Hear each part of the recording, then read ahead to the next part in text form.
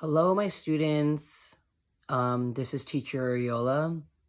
Just saying hi to all of you, telling you that I miss you, telling you that I hope that you're doing well, that your family is doing well, and that I can't wait to see you all again in the classroom. I'm also here just to read you a little book, in case you wanted to hear a quick story. We finished off the year before all of this stuff happened, talking about segregation in America. And we were going to read a book called The Other Side by Jacqueline Woodson.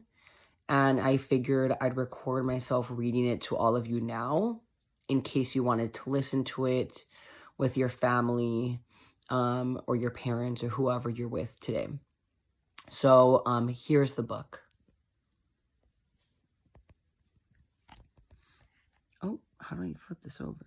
This is The Other Side. It's one of my favorite books I've ever read, and I used to read it every year to my 4th and 5th graders, and I really want to share it with you. Notice the cover, and what you can tell is evidence of segregation based off of the cover. We've spoken a lot about what segregation means, and I want you to think about how can you tell that this is during segregated times.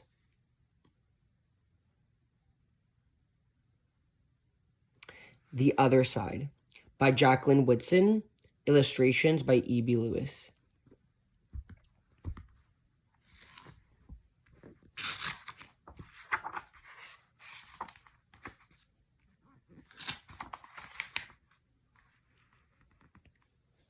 Last summer, the fence that stretched through our town seemed bigger. We lived in a yellow house on one side of it. White people lived on the other. And Mama said, "Don't climb over that fence when you play." She said it wasn't safe.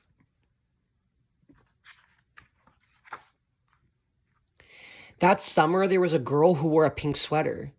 Each morning, she climbed up on the fence and stared over at our side. Sometimes I stared back. She never sat on that fence with anybody. That girl did not. Think to yourself, like, how do you think that these girls feel?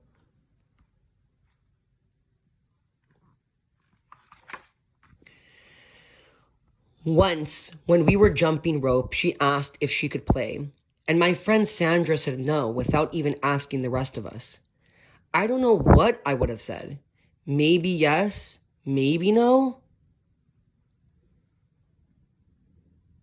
It's a little rude, huh? Sandra said no to her. That summer, everyone and everything on the other side of that fence seemed far away.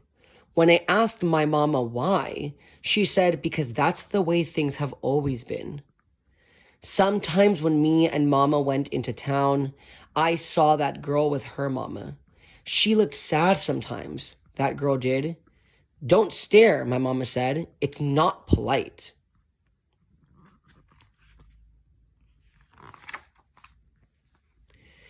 It rained a lot that summer. On rainy days, that girl sat on the fence in a raincoat. She let herself get all wet and acted like she didn't even care. Sometimes I saw her dancing around in puddles, splashing and laughing. Mama wouldn't let me go out in the rain. "That's why I bought you rainy day toys," my mama said. "You stay inside here, where it's warm and safe and dry." But every time it rained, I looked for that girl, and I always found her somewhere near the fence. What would your rainy days be like? Would they be like the narrator, inside and cozy? Or would they be like the other girl, in the rain, getting wet? Which one of those rainy days would you like more?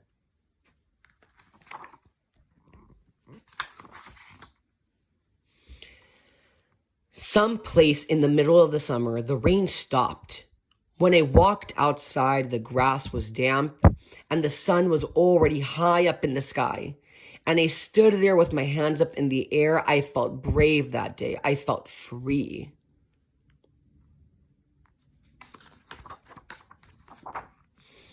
I got close to the fence and that girl asked me my name. Clover, I said. My name's Annie, she said. Annie Paul. I live over yonder, she said, by where you see the laundry. That's my blouse hanging on the line. She smiled then. She had a pretty smile. What do you think is going to happen next now that they're talking? If you're listening to this with a parent or a family member, tell them, what do you think is going to happen next?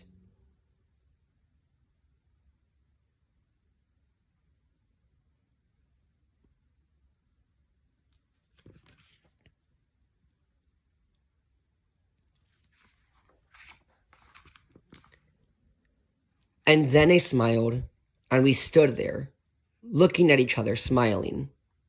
It's nice up on this fence, Annie said. You can see all over. I ran my hand along the fence. I reached up and touched the top of it. A fence like this was made for sitting on, Annie said. She looked at me sideways.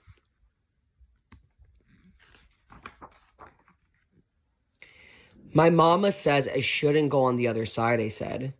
My mama says the same thing, but she never said nothing about sitting on it.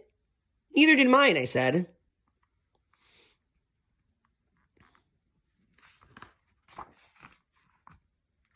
That summer, me and Annie sat together on that fence. And when Sandra and them looked at me funny, I just made believe I didn't care.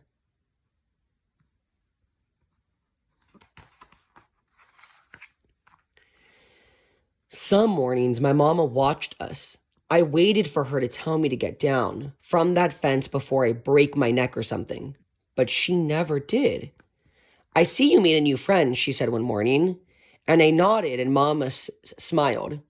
That summer, me and Annie sat on that fence and watched the whole wide world around us.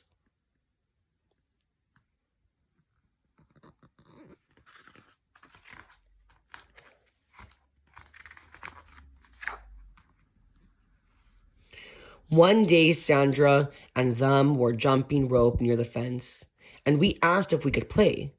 I don't care, Sandra said. And when we jumped, Sandra and me were partners, the way we used to be.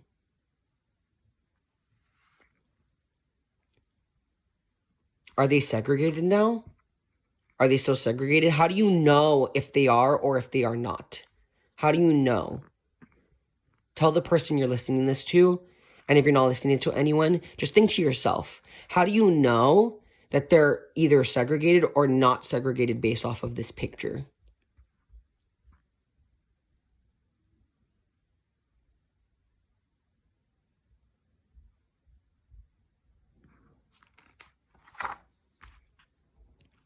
When we were too tired to jump anymore, we sat up on the fence, all of us in a long line.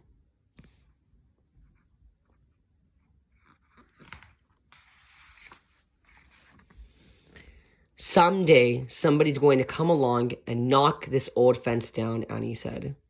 And I nodded. Yeah, I said, someday.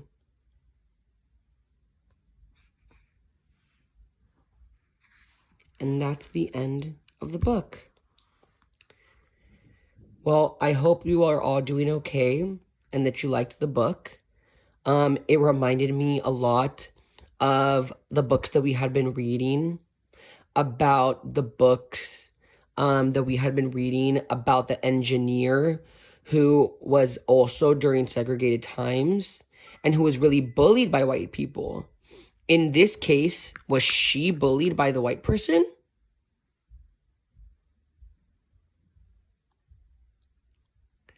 No, right? They didn't bully each other, right? And this shows us that during segregated times, children were trying to be nice to each other, even though the adults weren't being nice to each other. Well, I hope you enjoyed the book. I'm going to try and send you more when I get more free time. I love every single one of you, and I miss every single one of you. And I hope to see you soon. Bye-bye.